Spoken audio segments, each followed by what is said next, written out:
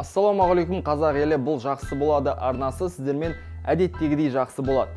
Ресей Федерациясының билік басында отырған Единая Россия фракциясының депутаттары Вячеслав Никонов пен Федоров Евгений атты клоундардың сөздеріне қаным қарайғаны рас. Не болып жатқанын түсінбей хабарсыз отырғандар болса, тез түсіндіріп кетейін. Бірінші видеода Вячеслав Никонов орталық телеканалда Қазақстан жері Ресейдің бізге деген берілген сыйлығы дейді. Міне.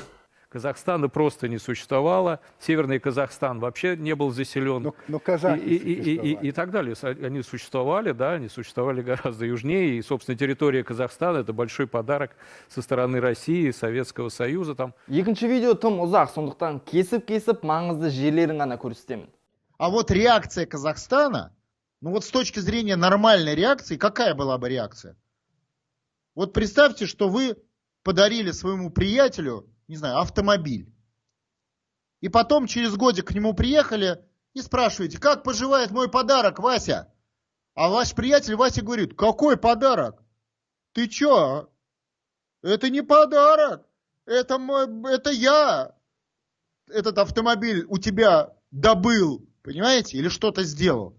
Вот как вы будете относиться к такому приятелю? А вот когда официальный орган Казахстана заявляет, а мы никаких подарков не помним. Это вообще не подарок, это мы у вас отняли. Ах, если вы у нас отняли, а тут либо подарок, либо отняли, да? Тогда давайте с вами разговаривать по-другому. Другим языком, ребята, казахстанцы. Вроде друзья, вроде ссориться с ними нехорошо.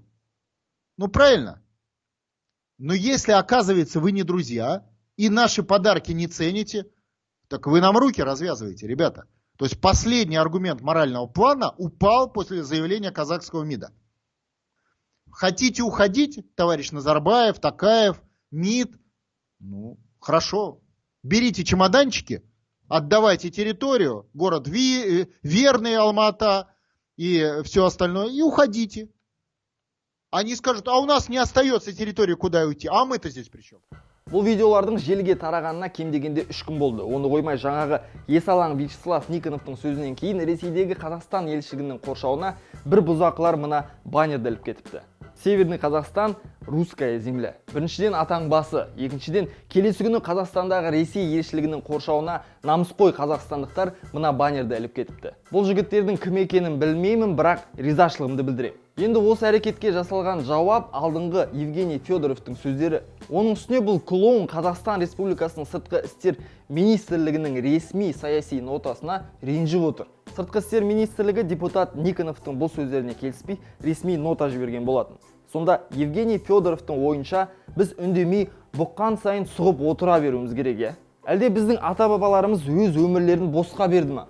Ресейлік шовинист саясаткерлердің сөзіне көніп жүре бергенімізді қалайтын беді. Ұрпағымыз өзіміз секілді намысшыл болса екен деп армандаған жоқ па? Түнімен ұйықтай алмай бұл бетсіздердің аккаунттарын тапқым келді. Инстаграмдағы страницаларын тауып, комментарий жазып, пожаловаться на страницу «Причина разжигания межнациональной розни» деп бастым. Сіздер де қолдасаңыздар болады. Видеоның астына сілтемелерін қалдырып кетем. Кіріп, пожаловаться басыңыздар. Құрметті көрермендер, тарихтың бетін ашып, мұнда мектептің программасын айтып тұрмай-ақ қояйын. Сіздер үшін ол жаңалық емес. Бастысы факт, Қазақстанның жері біздің ата-бабамыздан қалған заңды өзіміздің жеріміз. Әлде ресейліктер сақтардың, ғұндардың, Алтын Орда мен Шыңғыс ханның ұрпақтары ма? Солтүстік Қазақстан біздің жер деп бастаған екенсіңдер. Әңгімеге былай келейік. Оңтүстік Ресей Қазақстанның тарихи жері. Орынбор, Омбы, Астрахан, Саратов, Түмен. Бұл қалаларда жүрсең, сол бая қазақ жерінде жүргендей боласың. Көшеде магазин емес, дүкендер, тұрғындар орыс емес, қазақтар. Бұл тарихи біздің жерлер. Әлде Оренбург, дәлірек айтқанда Орынбор 1920 жылдары Қазақ СССР-ның астанасы болғанын ұмыттыңыздар ма? Ең аштатыны Ресей Федерациясының халі мынадай. Халық қатты кедей. Астанасы Москвадан 2 шақырым әр жүрсең, ақыр заман басталғандай. Барлығы ескі, су жоқ, свет жоқ. Жұмыссыздық пен алкоголизм халықтың қанына сіңіп кеткен. Басшылары болса Навальныйды улап өз ботқаларында өздері қайнап жатыр. Айналайындар-ау, жерлерін тарлық қылып жатыр ма? Бірінші кезекте өз жерлерінде игеріп алсаңдар, халықтың жағдайын көтеріп алсаңдар болар еді. Жақсы, оның бәрі түсінікті. Менің ренжитінім 3 күн өте әлеуметтік желідегі белсенділеріміз, аға бауырларымыз өз ойларын білдіріп қарсылық танытып жатыр. Бір-екі партия мүшелері де өз ойларын білдіріп жатыр. Бірақ барлық ұйымдар қайда? Жастар ұйымдар қайда? Патриот белсенділер қайда? Біз көп ұлтты мемлекетпіз ғой. Ұлттарымыздың ақсақалдары қайда? Қазақстанда туылып өскен орыс диаспорасы қайда? Үндемей қоюға болмайды. Бұл жерде жынды мен жынды боласың ба, қоя сал деген әңгіме өтпейді. Бұға берсең суға береді. Құлағымызды бұл әңгімеге үйрете алмас, үйрете алмайды да. Бұл екі сұмырай менің тәуелсіздігіме нұқсан келтіріп отыр. Менің халқымнан кешірім сұрауын әлі де талап етемін. Пікірлеріңізді комментарийге жазыңыздар, каналға жазылып, соңғы маңызды жаңалықтардан қалмай отырыңыздар.